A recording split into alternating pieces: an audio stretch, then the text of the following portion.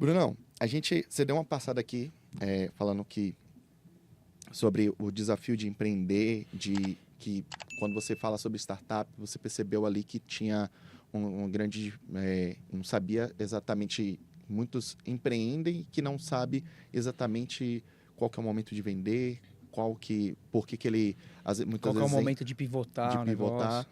Isso é algo que eu percebo, inclusive hoje, diminuir um pouco mais aquela explosão de startups que tinha há um pouquinho, até ali na pandemia, um pouquinho pós-pandemia, 22, até vinha a alta dos juros, e aí foi que veio diminuindo e aí cada uma começou a se fundir e diminuir muito mais a questão das startups.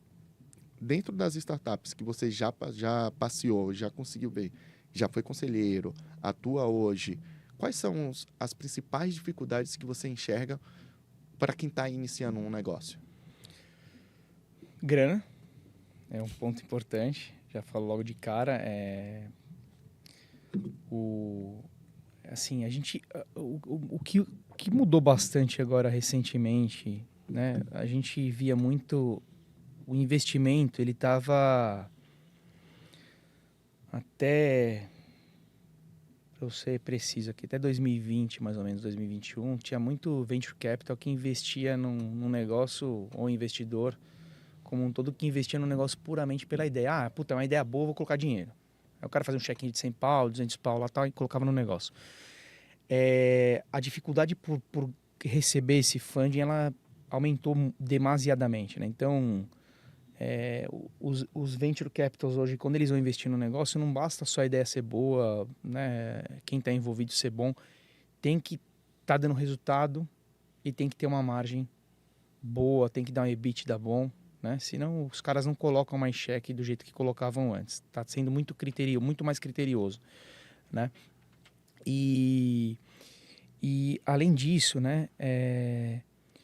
Eu vejo o seguinte, que muitas aceleradoras ou alguns VCs, eles acabam matando o negócio de certa forma, porque ele vem, faz um cheque ali inicial e ele acaba, putz, às vezes ele percebe da fragilidade do fundador e ele acaba às vezes tomando o negócio 80%, 90% do equity dessa empresa, ele acaba matando o negócio, né? Então, eu acho que assim, em primeiro lugar, quem é o timão ali da startup ou da empresa que está começando é o fundador. Então, esse fundador ele tem que estar motivado de alguma maneira. Então, se você fizer um cheque baixo por um equity grande, você acaba tirando um pouco do poder desse cara, de certa forma, limitando ele, você mata o negócio, você acaba com o cara, né? Então, acho que assim, eu vejo muito o seguinte, principalmente startup, early stage ou empresas que estão começando, né? Esse é até um dos motivos pelo qual a gente está fundando a Slingers, é justamente, falei do ponto da grana, mas principalmente do ponto de mentoria também, né? E não porque o cara é incompetente. De novo, porque o cara, geralmente, assim, de cada 10 que você for pegar, 9, aquilo ali, o cara não tem um plano B. Aquilo ali é a vida do cara. Às vezes ele vendeu apartamento, ele vendeu carro, ele vendeu outros bens que ele tem para investir no negócio dele, né? Então, aquilo ali é a vida dele. Ele não tem outra coisa para pensar. E ele tá apaixonado e tá muito concentrado na ideia, no negócio e tal. E aí ele acaba, por impulsão disso, ele acaba deixando de pensar em questões importantes, como gestão, como a parte de um BPO financeiro, tributação, pô, modelo de negócio. O cara tá trabalhando e tá com o modelo de negócio totalmente errado, né? Então o negócio dele não tá dando grana porque às vezes falta pequenos detalhes, ele precisa acertar algumas coisas tal, nesse sentido. E muitas das vezes porque ele pode ser um cara que não seja um cara de relacionamento, não conhece muita gente no mercado e quando a startup ela começa a ficar um pouco mais madura e já migrar para um cenário de tração, ele não tem porta aberta, ele não tem relacionamento nos lugares para fazer ela decolar. Então acho que a dificuldade está em mentoria, a dificuldade está em gestão, a dificuldade está no comercial, porque o cara às vezes ele não é um cara de relacionamento no mercado, e a dificuldade está porque às vezes ele é um cara assim, extremamente convicto e um cara difícil, na visão dele, de repente pivotar o negócio tá indo por aqui, não tá dando certo, mas tem um caminho aqui que pode dar certo. Não, mas a minha ideia é essa, eu tô convicto, eu vou até o fim disso aqui. Cara, calma, às vezes se você der uma mexidinha, dá uma mudada na rota, você pode ajustar a startup ou a empresa para um caminho muito melhor. Então, essa questão da teimosia também é um problema, né? Você tem que ter perfil. Eu costumo dizer, quando a gente passa alguma startup por avaliação no ecossistema da NZ3, a gente olha sempre o seguinte: eu não olho a ideia. A ideia pode até existir no mercado, pode ser que não seja um negócio disruptivo. Eu olho o jockey. O jockey tem que ser bom. O jockey tem que ter preparado para o que vier, ele tem que ser resiliente, ele tem que estar preparado para pivotar o negócio dele se precisar, ele tem que estar preparado para escutar uma mentoria e falar, pô, realmente, talvez eu estou fazendo um negócio que não é legal aqui, posso fazer para cá, posso fazer para lá, tal. Ele tem que ter um jogo de cintura e um tato e tem que ouvir, né? Ele tem que aceitar.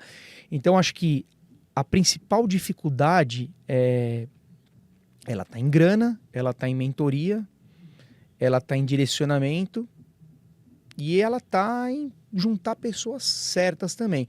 E um outro ponto que eu me lembrei agora que me ocorreu, a solidão também é um problema. Às vezes você tem vários prós e contras de ter sócio e de não ter sócio, né? Sim. De ter sócio, às vezes você pode ter algumas divergências de entendimento que às vezes pode até gerar algum tipo de briga, algum tipo de desconforto, pode acabar uma sociedade. Isso é fato, porque uma relação de sociedade é a mesma coisa que uma relação de casamento, né? Agora, o fato de você não ter sócio também, você não tem ninguém para te apontar um dedo às vezes e falar, pô, eu não iria por aqui, eu iria por lá.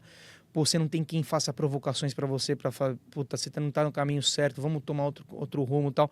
Então, faz falta um sócio também, talvez, num momento desse, que pode ser um mentor também, pode ser um advisor, pode ser um conselheiro e tal, mas o cara tem que ter alguém para dar uma segunda opinião, para dar um direcionamento, para ajudar, para fazer provocação para esse cara e falar, você tá fazendo certo mesmo, não tá? Então acho que esses são os maiores desafios aí como um todo, né? Não sei se eu respondi sua pergunta com todo, mas de uma maneira geral, acho que esses são os maiores desafios de alguém que está começando uma startup, e a gente fala de startup quando a gente... o que é uma startup? Uma startup, ela resolve alguma dor de mercado, mas pode ser qualquer outro desafio. Pode ser o cara que está montando um mercadinho de bairro, pode ser o cara que está montando uma loja no bairro. Esse cara vai ter essas mesmas dificuldades, né?